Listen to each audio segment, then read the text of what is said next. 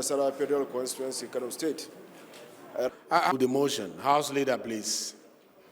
The sudden dip in the economy at the beginning of the year has resulted in a rise in the standard of living, putting the average Nigerian in difficulties. Falling naira has adversely affected the economy of a largely consumer nation, and Nigerians are looking to their government to urgently arrest the slide.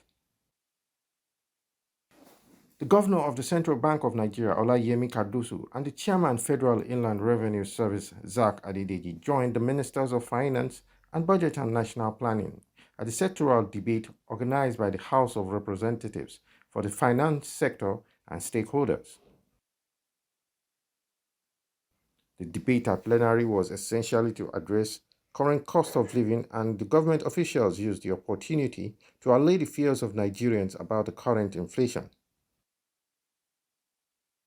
While speaking, Edun said the country is where it is at the moment due to a series of economic policies over the years, adding that the cost of living has spiked as a result of inflation. He added that as things improve, many sectors will pick up and drive the economy.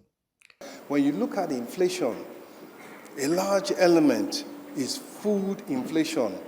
In fact, food inflation accounts for 33% of the consumer price index. So when you attack food production, raise food production, you bring down the price of food, you bring down inflation, you get a chance to bring down interest rates, and there lies the road to investment. The Minister of Budget and National Planning, Atiku Bagudu, also gave further assurances that the current economic challenges faced have been looked into with a strategic plan to resolve the challenge. Transitional nature of some of the measures that we have taken, and we know that they will have some impacts. But there are compensatory mechanisms. One of it is to support domestic production, particularly one that we are most familiar with, 36 states of Nigeria plus FCT. Agricultural production is a major component, and as well as other activities for which infrastructure, for which funding has been generously provided in the budget. Also speaking, the Apex Bank boss, Cardoso, said the high cost of living still remains a concern, but assures that the CBN is working to bring lasting solutions and to bring down the inflation to 21.4% through improved agricultural productivity. He also said volume on transactions on market was over $800 million, adding that to address exchange rate volatility, they will improve liquidity, and these come with economic costs, which are temporary. Inflation pressures may persist, albeit temporarily, but are expected to moderate significantly by the fourth quarter of 2024. Exchange rate pressures are also expected to reduce with a smooth functioning of foreign exchange market.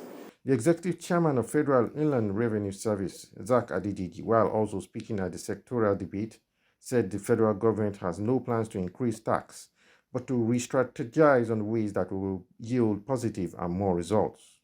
And given this economic condition and with the promise of Mr. President that we are not going to introduce additional tax, we are not going to increase any tax, considering the situation and welfare of our people, that what we need to do is to re-strategize within to make sure that we bring more people into tax net. Meanwhile, the Deputy Speaker and leader of the sectoral debate with the ministers of CBN and FIRS, Benjamin Kalu, said it was imperative to recognize the urgency and importance of the agenda before it.